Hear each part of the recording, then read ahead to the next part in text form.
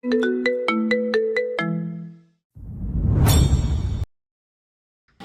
না, আমি ওটা একদম বলতে চাইনি। মুখ ফসকে বেরিয়ে গেছে। আমি আসলে প্রেম করবে এটা বলতে চেয়েছিলাম। হোয়াট? তুমি উজান চৌধুরীর ওয়াইফই হয়ে অন্য পুরুষের সঙ্গে প্রেম করতে চাও? সিরিয়াসলি? পিঠে চেলা কাঠের বাড়ি পড়েনি বলে সাহস বড্ড বেড়ে গেছে, তাই তো? এমন কেন করছেন? আপনি তো আমায় বউ বলে মানেনই না। এমনকি আপনার কাছে গেলেও নাকি আপনি বড্ড বিরক্ত ফিল করেন। সেই জন্যই ভাবছিলাম একটা প্রেম করব, তারপর আপনাকে। মৌ-বাগী কথা শেষ করার আগেই উজান আচমকা তার গাল দুটো শক্ত করে চেপে ধরল। তারপর এক হিংস্র বাঘের মতো গর্জন তুলে, আমার থেকে মুক্তি চাইলে তোর জিব্বার রক টেনে ছিঁড়ে ফেলবো। তুই ওয়ান অ্যান্ড অনলি উজান চৌধুরীর। Just mind it. উজান মৌয়ের গাল এতটাই জোরে চেপে ধরেছিল যে মেয়েটা ব্যথায় কুঁকড়ে উঠল। সে চটফট করে নিজেকে ছাড়ানোর আপ্রাণ চেষ্টা করলো, কিন্তু উজান তাকে ছাড়লো না, বরং রাগে গজগজ করতে করতে বলে উঠল, নেক্সট টাইম যদি অন্য কোনো পুরুষের কথা তোর মাথায় এনেছিস, তবে তোকে নিজ হাতে খুন করবে এই উজান চৌধুরী। কথাটা শেষ করে উজান বড় বড় পা ফেলে রুম থেকে বেরিয়ে গেল। রাগের মাথায় সে এত জোরে গাল চেপে ধরেছিল যে মুহূর্তেই মুয়ের ফর্সা গাল দুটো রক্তিম লাল হয়ে উঠল। মুয়ের চোখ বেয়ে এবার অজস্র অশ্রু গড়িয়ে পড়তে লাগলো। মেয়েটা কিছুতেই মেনে নিতে পারছে না উজানের এই ছোট ছোট কথার আঘাত। একটা মানুষ কি এভাবে বাঁচতে পারে, যে সম্পর্কে না আছে কোনো ঠিক ঠিকানা, আর না আছে একটুখানি ভালোবাসা? এখানে জোর করে তো কোনো সম্পর্ক টিকে থাকে না। মৌ ফুপিয়ে ফুপিয়ে কাঁদতে কাঁদতে একসময় মেঝেতে জড়সড় হয়ে ঘুমিয়ে পড়ল। এর কিছুক্ষণ পর উজান তার সেই রাগী মুখখানা নিয়েই রুমে ঢুকলো। রুমে ঢুকেই তার কপাল কুঁচকে গেল। পুরো রুম অন্ধকার। সম্ভবত মৌ রুমের লাইট অফ করে ঘুমিয়েছে। সে ধীর পায়ে এগিয়ে গিয়ে রুমের লাইটটা জ্বালালো। আলো ফুটতেই সে দেখলো মৌ মেঝেতে একদম গুটিসুটি মেরে শুয়ে আছে। মেয়েটার এমন মলিন বিষণ্ণ মুখখানা দেখা মাত্রই উজানের বুকের ভেতরটা এক নিমিষে মোচড় দিয়ে উঠল। সে দ্রুত মৌয়ের সামনে এগিয়ে গিয়ে তাকে পাজাকোলা করে নিজের বুকে জড়িয়ে নিল। মৌয়ের এই বিধ্বস্ত রূপ দেখে মুহূর্তের মধ্যে উজানের সব রাগ কর্পূরের মতো উবে গেল। সে তড়িঘড়ি করে মৌকে বিছানায় নিয়ে গিয়ে পরম যত্নে শুয়ে দিল। মনে মনে এক তীব্র অনুশোচনা জাগলো তার। রাগের মাথায় মেয়েটাকে সে বড্ড বেশি হার্ট করে ফেলেছে, কিন্তু সে তো এমনটা চায়নি। আসলে নিজের পজিটিভনেসের কারণে রাগটা সে কন্ট্রোল করতে পারেনি। উজান আলতো করে ঝুঁকে মৌয়ের সারা মুখমণ্ডল অজস্র চুমুতে ভরিয়ে তুলল। কাপা কাপা হাতে তাকে আষ্টে পিষ্টে জড়িয়ে রাখলো। খেয়াল করলো মেয়েটার শরীরটা বেশ ঠান্ডা হয়ে আছে। বিকেলে ওই বৃষ্টিতে বেশি ভেজার ফল এটা। রুমের জানালাগুলো খোলাই ছিল, সেখান থেকে তীব্র বেগে ঠান্ডা বাতাস এসে বারবার মুখে কাঁপিয়ে তুলছিল। এটা দেখে উজানের নিজের উপর আরো রাগ হলো। সে মুখে ভালো করে কমফোর্টার দিয়ে ঢেকে রুমের সব জানালা লক করে দিল। তারপর আবার এসে প্রিয়তমার পাশে ঝুঁকে বসলো। কিছু সময় তার নিষ্পাপ মুখের দিকে অপলক তাকিয়ে থেকে উজান নিজের গলায় গুনগুন করে গেয়ে উঠল। এইটুকু গেয়ে নিজের পাগলামিতে নিজেই মৃদু হাসলো উজান। মেয়েটাকে সে অসম্ভব রকম ভালোবাসে, অথচ মুখে তা স্বীকার করতে তার বড্ড অনীহা।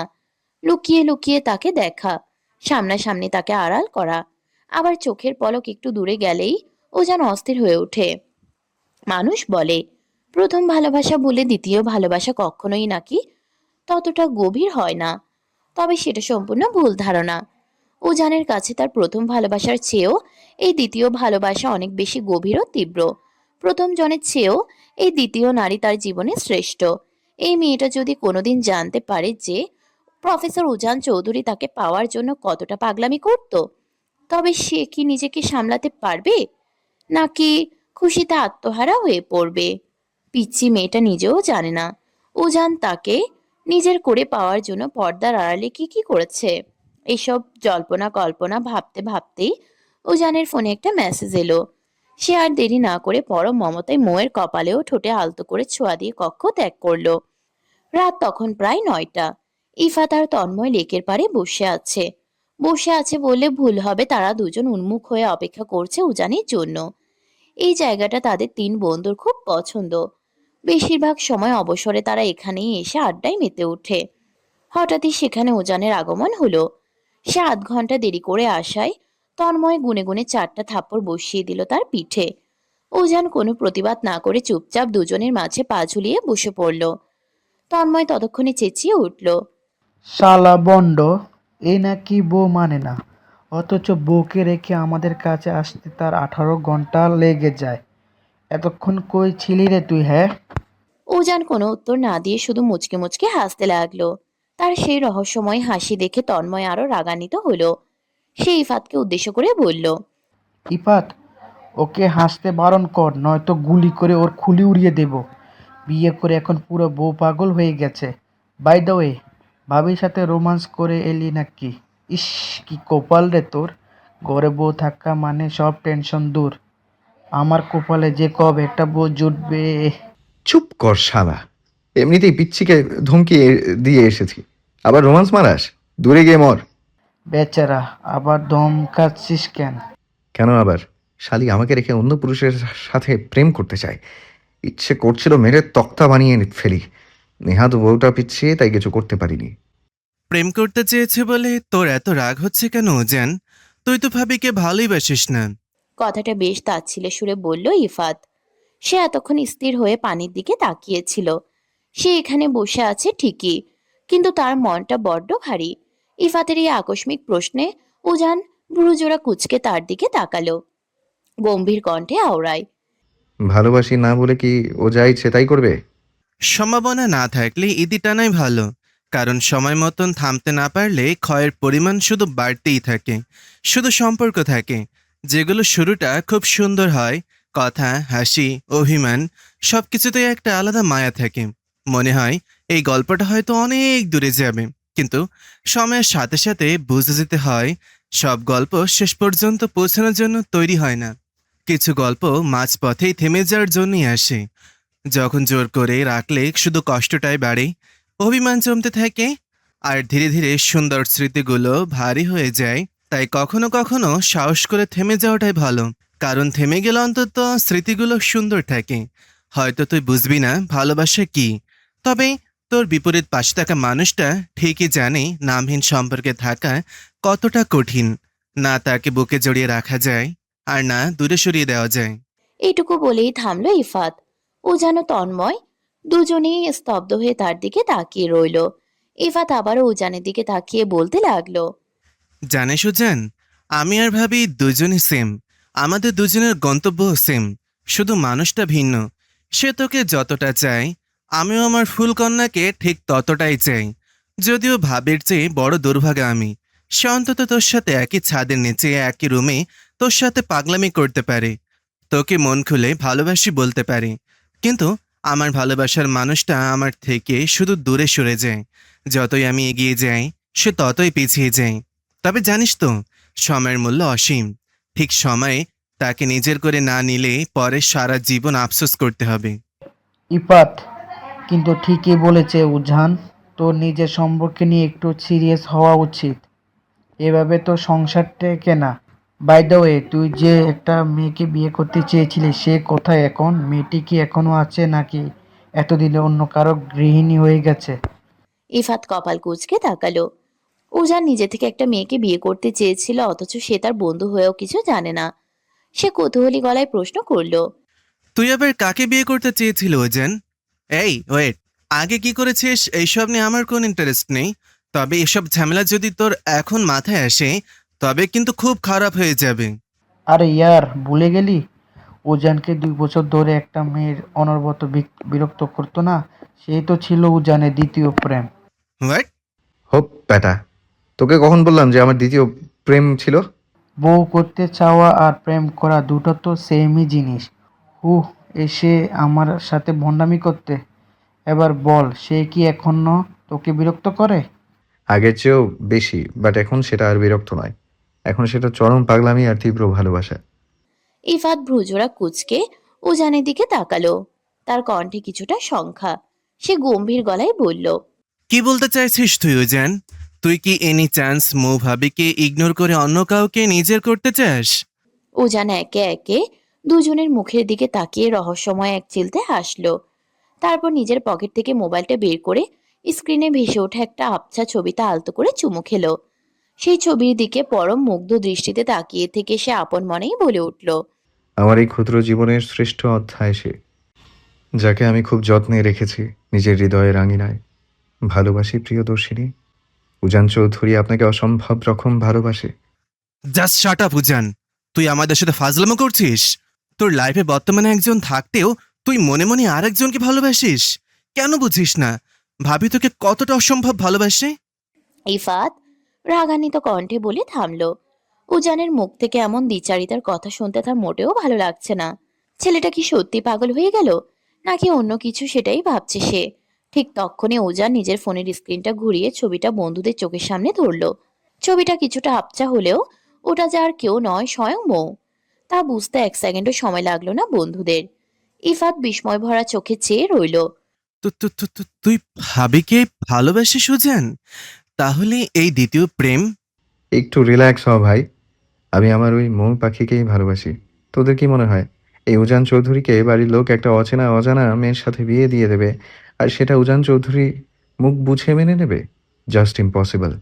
যেখানে আমার নিজের শার্ট পছন্দ না হলে আমি ওটা টাচ পর্যন্ত করে দেখি না, সেখানে একটা মেয়ে। অবশ্য আমার পাথুরে মনে ভালোবাসার অনুভূতি নতুন করে জন্ম দিয়েছে ওই পিচ্ছি মেয়েটাই। জানিস, 2 বছর আগে যখন হুট করে ফেসবুকে একটা মেয়ের ফ্রেন্ড রিকোয়েস্ট আসলো, তখন প্রথমে তেমন পাত্তা দিইনি। কিন্তু যখন দেখলাম সেই একই আইডি থেকে রিকোয়েস্ট ক্যান্সেল করে বারবার রিকোয়েস্ট পাঠানো হচ্ছে, তখন একটু অবাক হলাম। আইডিটা ঘেঁটে দেখলাম কিন্তু অ্যাকসেপ্ট করলাম না। এরপর ফেসবুকে আমার কোনো ছবি আপলোড হলেই কমেন্ট বক্সে কোনো মেয়ে যদি আমাকে নিয়ে কিছু বলতো, অমনি আমার এই পিচ্ছি ভাগলিটা গিয়ে তাদের সাথে ঝগড়া বাঁধিয়ে দিত। অথচ তখন সে আমায় সামনাসামনি ঠিক করে চেনেও না। সেদিন ওর সাথে ইনবক্সে আমার ফার্স্ট মেসেজ আদান প্রদান হয়। সেদিন আমি প্রচণ্ড ক্ষোভ আর রাগ নিয়ে ওকে বকতে গিয়েছিলাম, কিন্তু মেয়েটার সাথে কথা বলতে বলতে কেমন যেন একটা অন্যরকম ফিলিংস কাজ করতো। যদিও শুরুতে সেসব পাত্তা দেয়নি, তখন উজান চৌধুরী ভালোবাসা নামক শব্দটাই তীব্র ঘৃণা করত। যেহেতু মেয়েটার বয়স তখন অনেক অল্প ছিল, তাই আমি ওটাকে সাময়িক আবেগ ভেবে ইগনোর করতাম। কিন্তু একটা অচেনা ছেলের পেছনে না ছুটে, তাকে সরাসরি না দেখেও একটা আইডির জন্য টানা 2 বছর ধরে পাগলামি করা, এটা মোটেও কোনো সস্তা আবেগ ছিল না। আমি রোজ নিয়ম করে তার মেসেজ পড়তাম, বাট কখনো রিপ্লাই দিইনি। বেশ ইন্টারেস্টিং আর অদ্ভুত ছিল মেয়েটা। অবশ্য একটা দিনও মেসেজ না দিলে আমার নিজের ভেতর প্রচণ্ড রাগ আর অস্থিরতা হতো। অথচ মজার বিষয় দেখ, তাকে আমি পার্সোনালি তখনও চিনতাম না। একদিনও হুট করে গায়েব হয়ে গেল। অনেক খোঁজ খবর নিয়ে পরে জানতে পারলাম মেয়েটা ভীষণ অসুস্থ। অথচ এমন অসুস্থ শরীর নিয়েও রাত 11টার দিকে সে কষ্ট করে আমাকে মেসেজ করলো। আমি সেদিন সত্যি খুব অবাক হয়েছিলাম। এটা সাধারণ কোনো পাগলামি ছিল না, এটা ছিল এক অদ্ভুত টান। এরপর ওর ওই মিষ্টি পাগলামি সহ্য করতে করতে কখন যে আমার ওই পাথুরে মনটা একটা নরম ফুলে পরিণত হলো, তা আমি নিজেও বুঝতে পারিনি। তারপর গোপনে লোক লাগিয়ে রোজ ওকে ফলো করতাম। ও কিচ্ছু বুঝতে পারতো না, কিন্তু আমি রোজ দূর থেকে ভিডিও কলে ওকে দেখতাম। ভীষণ মিষ্টি একটা মেয়ে।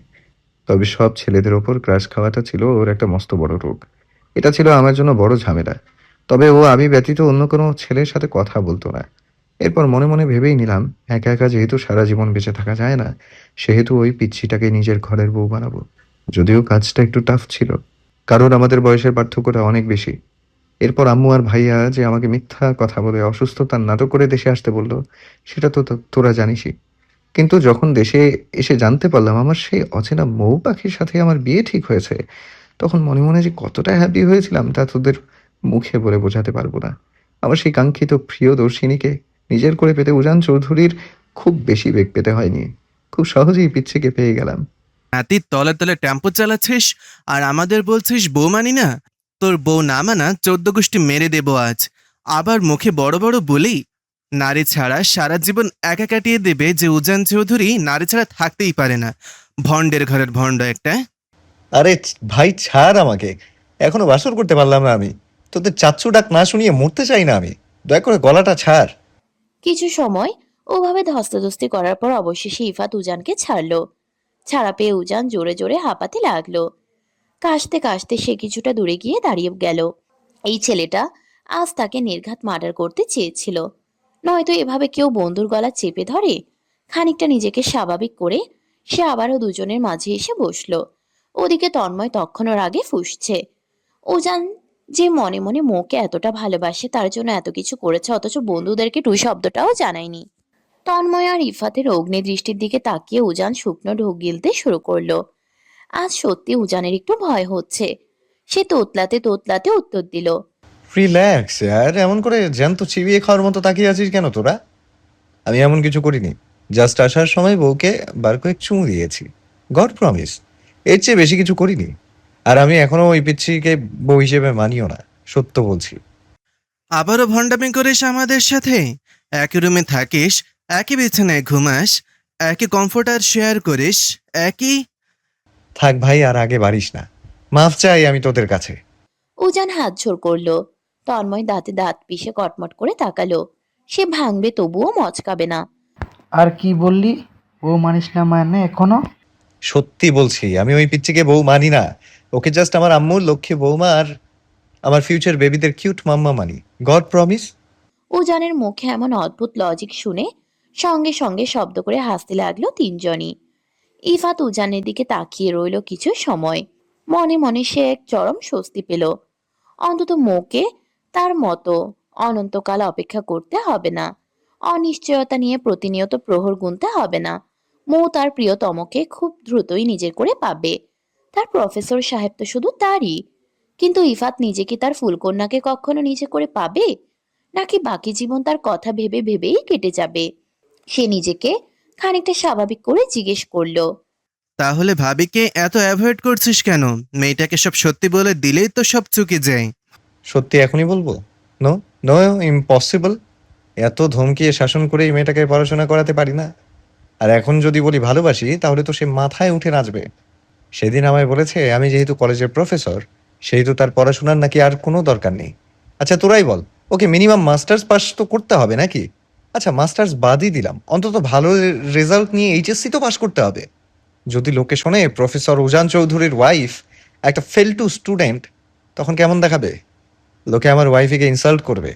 এটা অন্তত আমার দ্বারা মেনে নেওয়া ইম্পসিবল। তাছাড়া আমি চাই আমার পিচ্চিটা পড়াশোনা করে এমন এক যোগ্য পর্যায়ে যাক, যেখানে আমি বিহীন সে একাই দুনিয়া কাঁপিয়ে চলতে পারে। আমি ছাড়াও তাকে যেন কারো উপরে ডিপেন্ডেবল হয়ে বাঁচতে না হয়। সে না হয় বুঝলাম ভাই, কিন্তু তুই সামান্য রসগোল্লা রেখে নিজেকে কিভাবে কন্ট্রোলে রাখিস? না মানে তুই আদৌ পুরুষ তো? কথাটা বলেই তন্ময় আর এক সেকেন্ডও দাঁড়ালো না। ওখান থেকে এক প্রকার দৌড়ে পালালো। তার এমন আজব প্রশ্ন শুনে ইফাত মুচকে মুচকে হাসছে। উজান তার দিকে তাকাতেই ইফাত মুখে কুলু পাটলেও তন্ময় দূর থেকে হাসতেই আছে। সে হাসতে হাসতে মাটিতে গড়াগড়ি খাওয়ার উপক্রম। এমন সিরিয়াস মুহূর্তেও তার ফালতু রসিকতা থামে না। পরক্ষণে উজানকে স্বাভাবিক দেখে তন্ময় যেই না একটু এগিয়ে এসেছে, অমনি উজান বিদ্যুৎ গতিতে দাঁড়িয়ে নিজের পায়ের জুতাটা খুলে তন্ময়ের মাঝ বরাবর ছুঁড়ে মারলো। জুতোটা ঠিক জায়গায় লাগায় তন্ময় খানিকটা ব্যথায় কুকড়ে উঠে মুখ খিচিয়ে নিল এবং তার সাথে উজান ক্ষিপ্ত গলায় আওড়ায়। তুই আমার পুরুষত্বের দিকে আঙ্গুল তুলছিস? জানিস ওই পিচ্চির থেকে নিজেকে দূরে রাখার জন্য রোজ কতটা স্ট্রাগল করতে হচ্ছে আমায়? চোখের সামনে আমার সবচেয়ে ফেভারিট ডিশ সাজানো, অথচ এই উজান চৌধুরী চাইলেও তার টেস্ট করতে পারছে না। আর ও আমাকে পুরুষত্বের কথা শেখাচ্ছে। তোর ভালের পুরুষের গুলি মারি। তুই আমাকে ওভাবে অ্যাটাক করলি কেন? যদি তোর এই আকামের জন্য আমাকে রেখে আমার বউ চলে যায়, তবে তোর বউকে...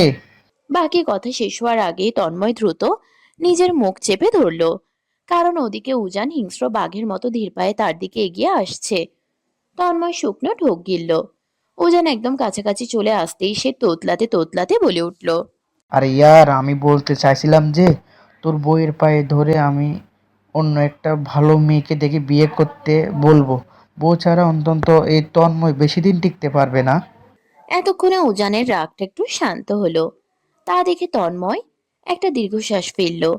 যাক, একটুর জন্য প্রাণটা খাঁচা ছাড়া হওয়া থেকে বেঁচে গেল। এর মাঝে উজান আবার নিজের শীতল কণ্ঠে আওড়ালো। এবার ফাজলামো রেখে আমার একটা সিরিয়াস কথা শোন। বল মামা, শুনছি। মেয়র সাহেবের ওয়াইফকে কে খুন করলো এবং কেন? এই কেসের কোনো প্রুফ পেয়েছিস? উজানের চোখ দুটো তীক্ষ্ণ হয়ে উঠল।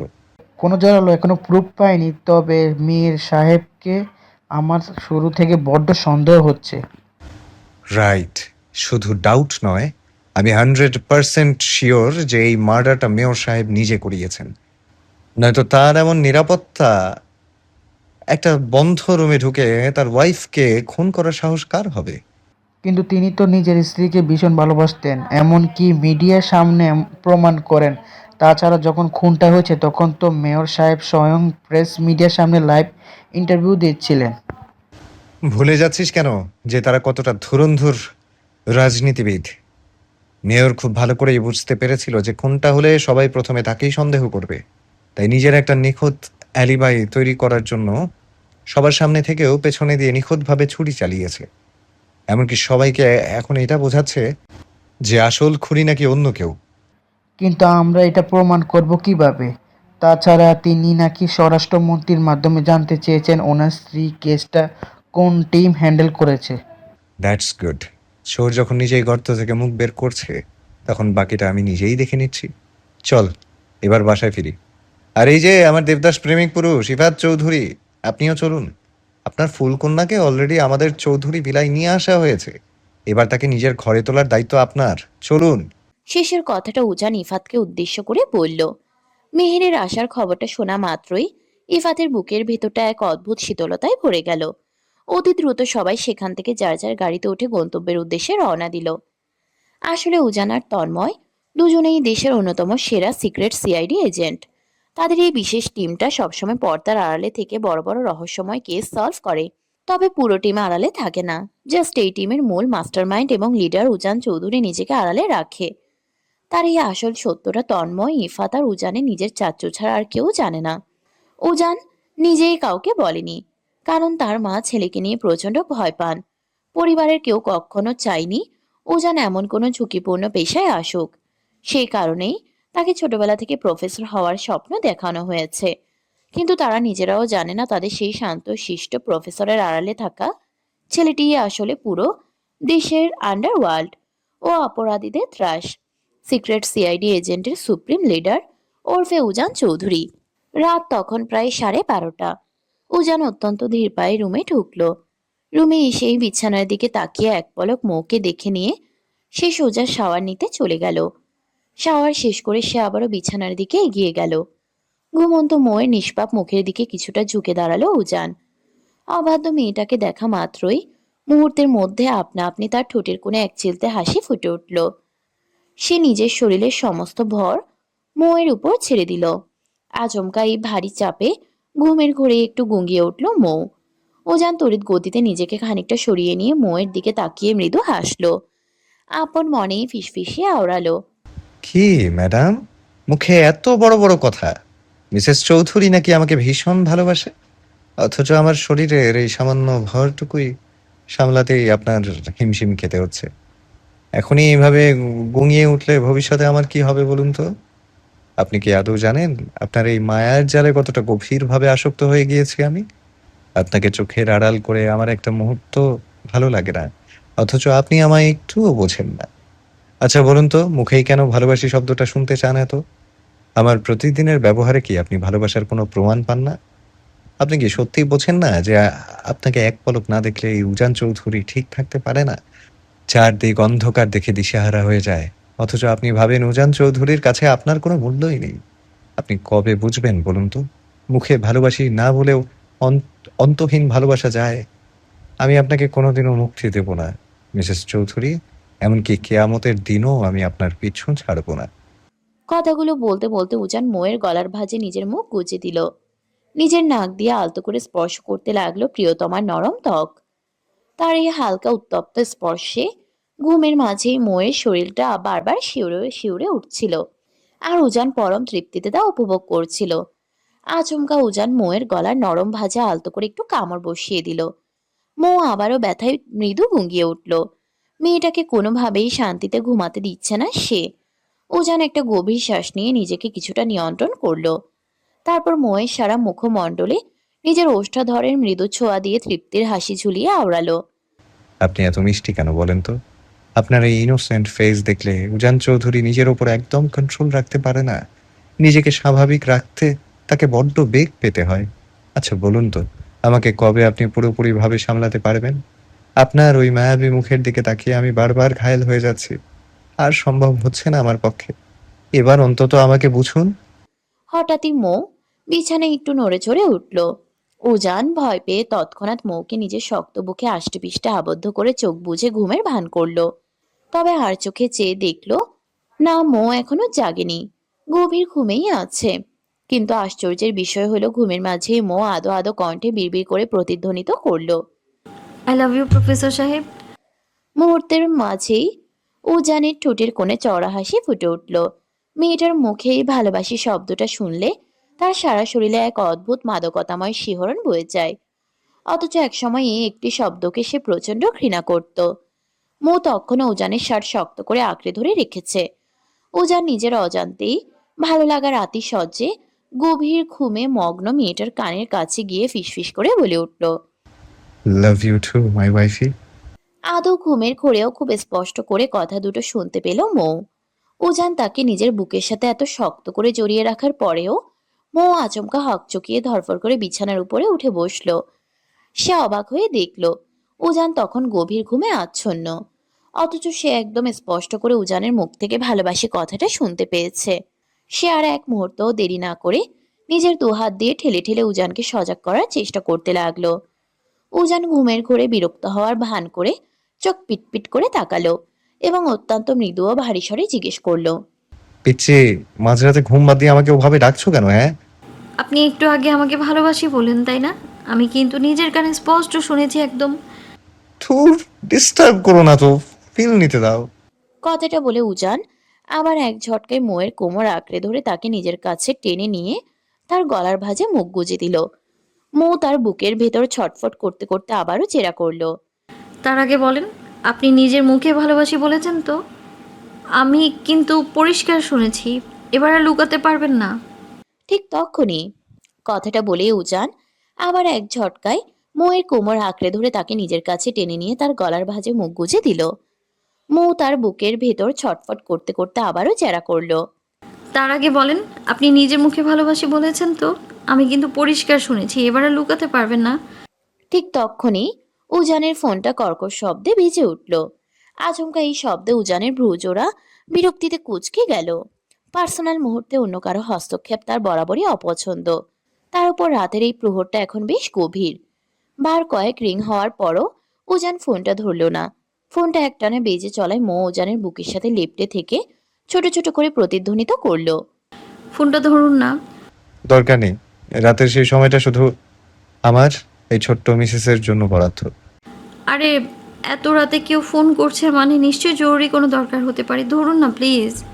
উজান অত্যন্ত বিরক্তিকর দৃষ্টিতে তাকিয়ে ফোনটা হাতে নিল। স্ক্রিনে একটা আননোন নাম্বার দেখে তার কপাল কুঁচকে গেল। নাম্বারটা ফোনে সেভ করা না থাকলেও ওটা কার তা চিনতে উজানের এক সেকেন্ডও বেগ পোহাতে হলো না। এই মাঝরাতে যে শিরিন ছাড়া আর কেউ ফোন দিতে পারে না তা উজান খুব ভালো করেই জানে। এই নিয়ে কত শত নম্বর যে সে ব্লক করলো তার কোনো ইয়ত্তা নেই। কিন্তু নির্লজ্জ মেয়েটা যেন কিছুতেই তার পিছু ছাড়ছে না। হঠাৎই উজানের মাথায় একটা চরম দুষ্টু বুদ্ধি খেলে গেল। ঠোঁটের কোণে প্রতিহিংসামূলক হাসি ঝুলিয়ে সে শিরিনের নম্বরে ডিরেক্ট ভিডিও কল ব্যাক করলো। অপরদিকে শিরিন এত রাতে খোদ উজানের কাছ থেকে ভিডিও কল পেয়ে খুশিতে একদম গদগদ। সে পরম আহ্লাদে যেই না ফোনটা রিসিভ করলো অমনি উজান উপাস থেকে এক হুঙ্কার দিয়ে উঠল। কাল নাগিনীর বাচ্চা, এখনো তোর ছাড়বি না তাই না? তোকে কতবার বলেছি ঘরে আমার বিড়ালের বাচ্চার মতো একটা মিষ্টি বউ আছে, তবুও তুই কেন কুত্তার মতো আমার পিছু পিছু ঘুরছিস? উজান, জাস্ট শাট আপ। কেন বারবার বউ আছে অজুহাত দিয়ে আমার কাছে মিথ্যা বলছো? তোমার কি মনে হয় আমি এসব কিছু জানি না? আমি জানি তুমি এখনো বিয়ে করনি। উজান আর এক মুহূর্ত সময় নষ্ট করলো না। সে ফোনের ক্যামেরাটা ঘুরিয়ে মৌয়ের দিকে তাক করলো।